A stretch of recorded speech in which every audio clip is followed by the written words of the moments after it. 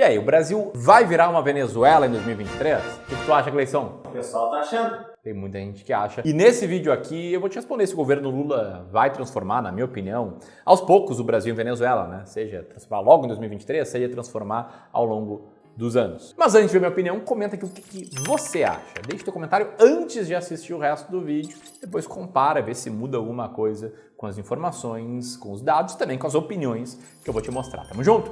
Se você é clubista, já deixa o dedo no like e simbora.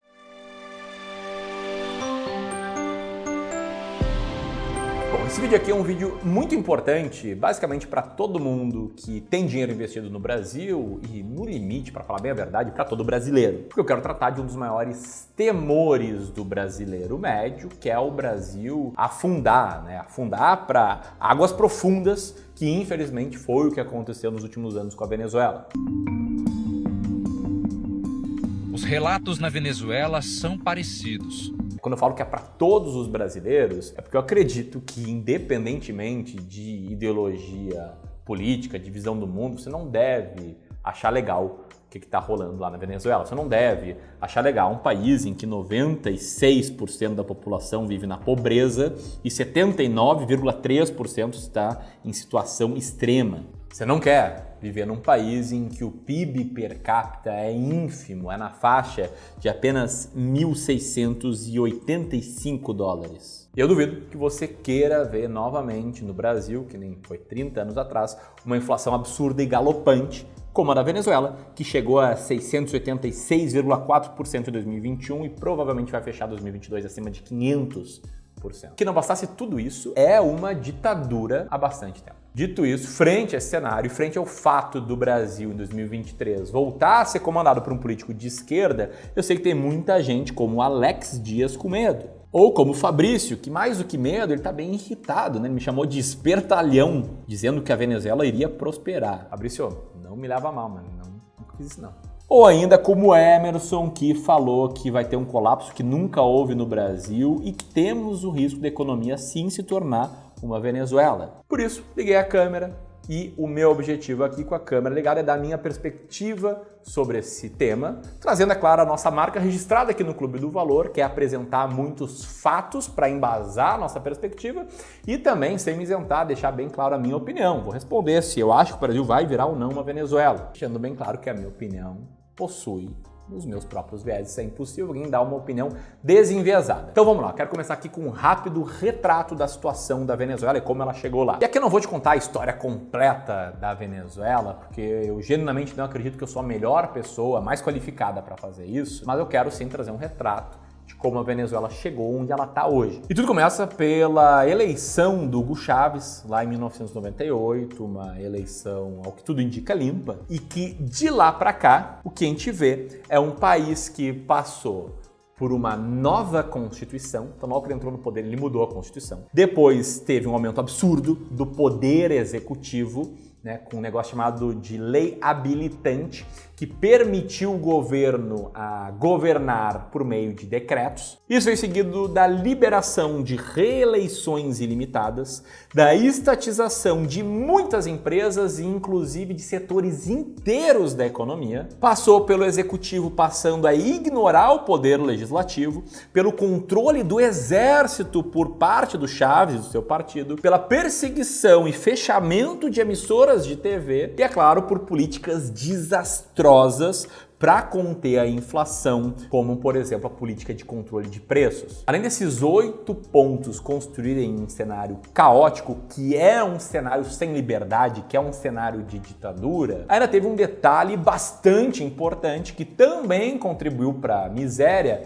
infelizmente, da Venezuela, que é o fato de que a Venezuela sempre foi uma economia muito dependente do petróleo, que a exportação de petróleo há muito tempo representa mais de 80% do PIB e chegou a mais de 95% do PIB nos últimos anos, que contribuiu para o PIB per capita venezuelano ter despencado nos últimos anos. Dito isso, eu quero destacar aqui 3 perigos né, que existem, né? O primeiro perigo é a inflação, o segundo perigo é a economia, em se tratando aqui de PIB, e terceiro perigo é a questão de liberdade, a questão de a gente virar uma ditadura. Então vamos lá, tá? O primeiro perigo, a inflação. O primeiro ponto aqui é entender se o Brasil pode ser um país impactado pela hiperinflação. Bom, a Venezuela hoje é um país que passa por um período de hiperinflação, que é algo que nós brasileiros aqui já vivemos. Na verdade, tecnicamente, quem é um pouco mais velho, né? Eu tenho 30 anos, então eu nasci em meio ali à hiperinflação.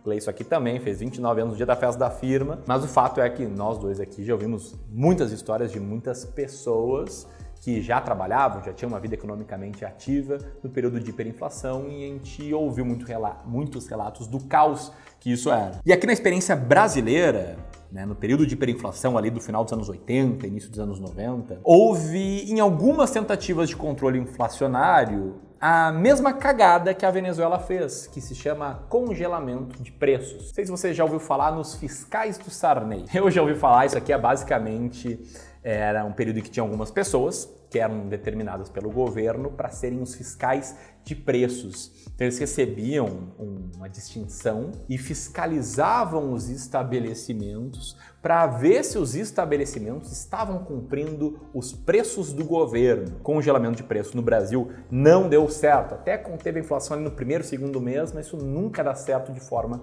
consistente. E aqui no Brasil aconteceu o mesmo que sempre acontece quando algum país tenta controlar a inflação por meio de congelamento de preços. Começou a faltar mercadoria nos locais, estabelecimentos, depois as exportações caíram bastante, as importações aumentaram demais, a inflação, que era para ser controlada, disparou e principalmente as reservas cambiais brasileiras se esgotaram, que contribuiu ainda mais para a economia ter entrado em colapso. E aqui no Brasil a gente ainda viveu uma série de outros planos econômicos fracassados, alguns de novo tentando congelar preços, até chegar ao plano real que resolveu, né, o problema da nossa hiperinflação. Inclusive, um destaque aqui para os planos fracassados, a gente tem o plano Collor, né, que congelou contas, poupança, investimentos e que gerou um impacto tão negativo, mas tão negativo que culminou com seu impeachment logo depois. E antes de falar sobre o PIB, eu queria fazer uma provocação contigo, te botar para pensar. Eu queria te perguntar se você acha que a inflação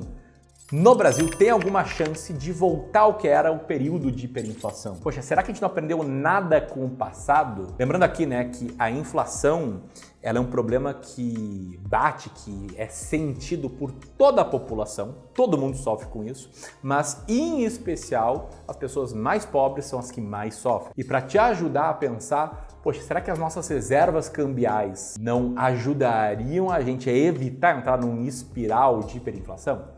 Vai pensando nisso, enquanto isso eu vou falar sobre o segundo perigo, que é o PIB. E isso aqui começa a ficar complicado. Eu já vi no submundo da internet, né, Gleison? A gente fala submundo, né? A gente é muito grato aqui, tá? Trocando essa ideia com vocês, mas às vezes a gente vê umas coisas um pouco mais grosseiras ou completamente erradas. Eu já vi gente comemorar que o PIB da Venezuela vai subir 12% nesse ano, como se fosse algo a ser comemorado. E não me leva a mal, que eu quero que o PIB da Venezuela suba 1000%, que eles saiam dessa miséria. Eu realmente torço por eles, não desejo que ninguém passe pelo que eles estão passando, mas não basta subir 12% para se recuperar da queda que eles tiveram, tá? Te liga só, em 2013 já era ditadura. O PIB per capita em dólares da Venezuela, que já tinha N dos problemas que eu estou citando nesse vídeo, era de 8.695 dólares. E a estimativa para 2023 é de um PIB per capita de 1.877 dólares. E essa derrocada do PIB tem impacto sim do petróleo. Como eu já comentei agora há pouco, as exportações de petróleo historicamente tinha um peso de 80% do PIB da Venezuela e com tanta estatização, com tanta nacionalização, com a destruição de outros setores da economia, ele chegou a 95% nos últimos anos. Agora vamos comparar com o Brasil.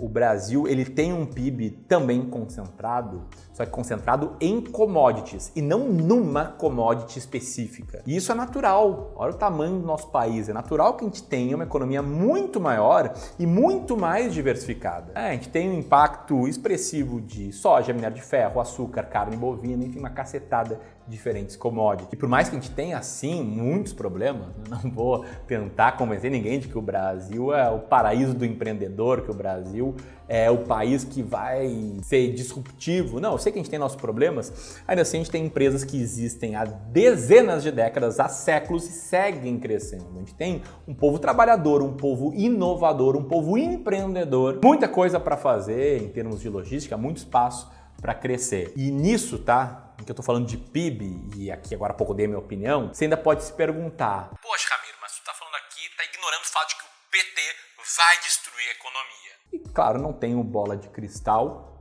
né? Eu vou dar minha opinião daqui a pouco, se vai acontecer ou não, mas eu posso te ajudar a aprender com o passado. Então aqui eu quero compartilhar contigo uma apresentação que foi interna aqui para os nossos clientes de Wealth Management no Brasil e que a gente cruzou a taxa de crescimento do PIB do Brasil, né, linha verde, com a taxa de crescimento do PIB dos Estados Unidos, linha laranja, da China, linha vermelha e da União Europeia, linha azul.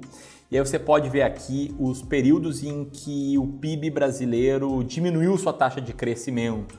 Tá, eu tô aqui, ó, circulando eles para te mostrar o que estava por trás dessa queda do PIB. No primeiro momento, era uma crise externa, crise da Ásia, também somada com o câmbio flutuante no Brasil, que foi uma bomba ali no final dos anos 90, uma bomba necessária, diga-se de passagem. No segundo momento foi a crise do subprime, em 2008. Você pode ver ali que todos os países viram a taxa de crescimento do PIB cair bastante. No terceiro momento foi uma recessão brasileira, ou seja, o mundo não sofreu tanto. Os Estados Unidos até caiu um pouquinho ali, mas o mundo como um todo não estava sendo afetado, e a queda dos Estados Unidos tem nada a ver com a recessão brasileira.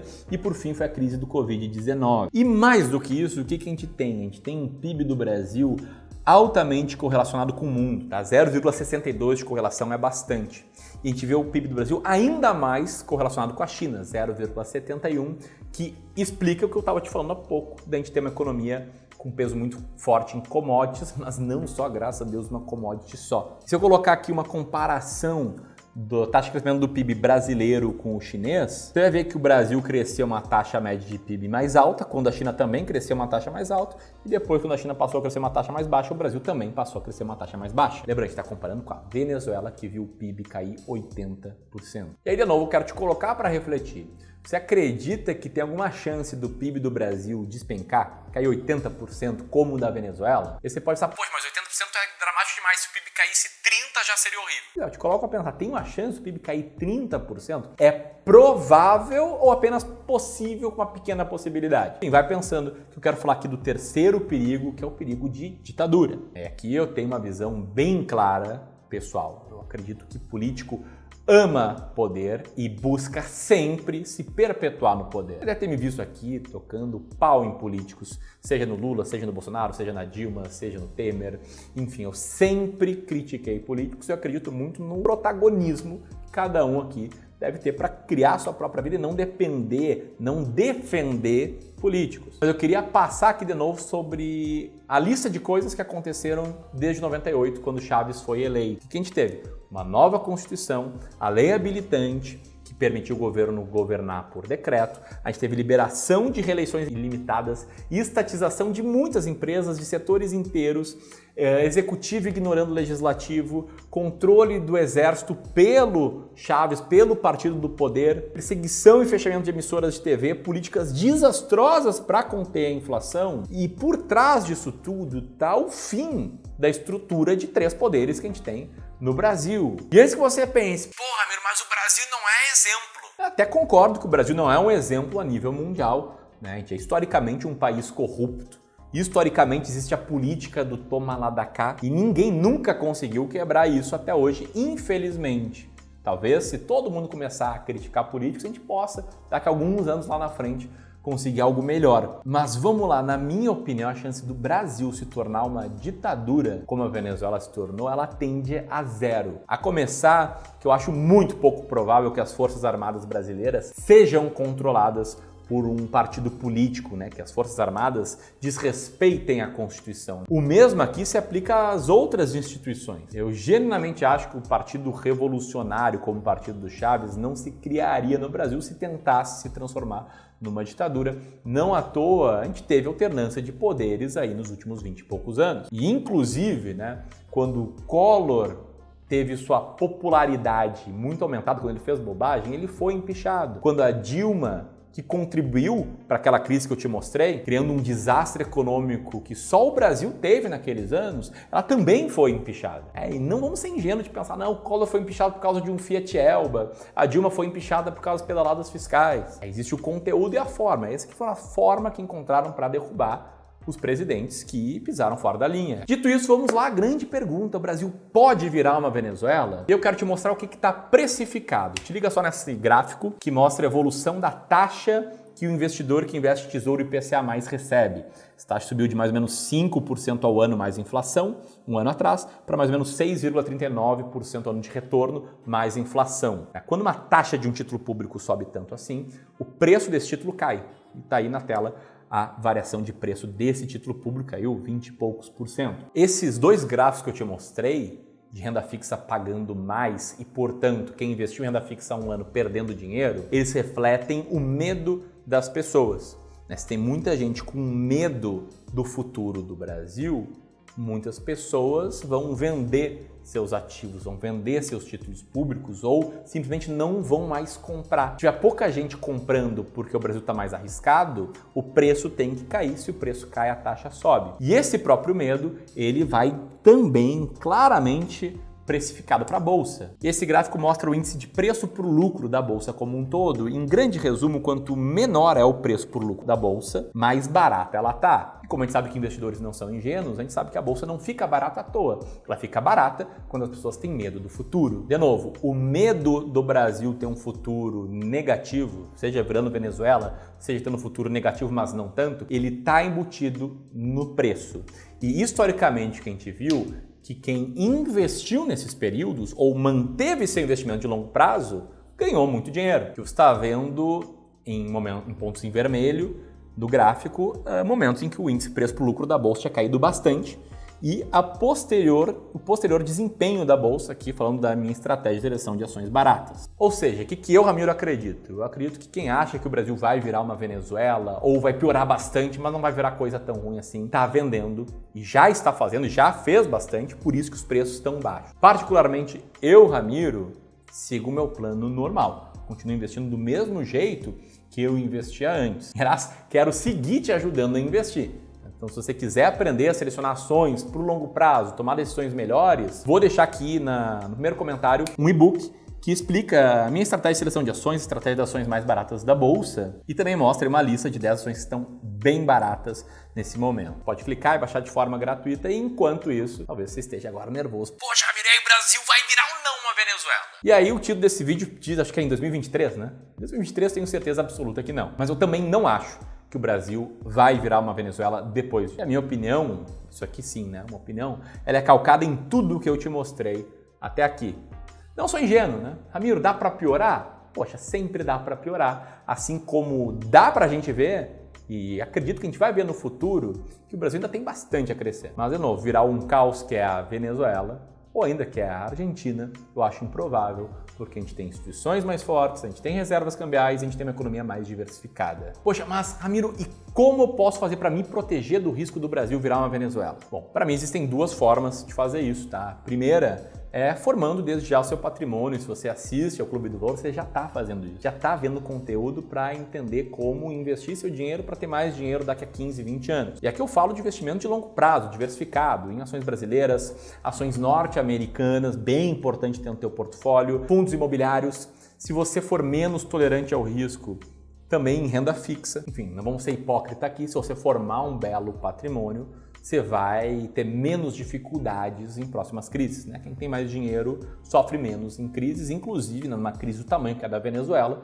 essas pessoas que têm mais dinheiro vão embora do país. É basicamente isso aqui que o Clube do Ouro tenta fazer, né? Te ajudar a formar um bom patrimônio, seja de forma gratuita com vídeos como esse, seja nos nossos serviços de aconselhamento financeiro, né? Wealth Management, Advisory, tem muitos clientes que nos depositam a confiança em cuidar do seu dinheiro de longo prazo, mas enfim, essa é uma forma de você estar protegido. A segunda forma é investindo também em conhecimento. Se você está aqui, você está fazendo isso também. Eu acredito de verdade que quem não está crescendo está morrendo e que a educação é o único caminho para qualquer pessoa prosperar. Com conhecimento, com educação, você consegue tomar decisões melhores, você consegue ganhar mais dinheiro, você consegue multiplicar esse dinheiro. Eu quero te fazer um convite aqui por um evento imersivo para te ajudar a crescer, para te ajudar a ter mais educação, para você aprender a planejar e conquistar a sua liberdade financeira no longo prazo, investindo nas ações mais baratas da bolsa. Nos dias 24 e 25 de janeiro,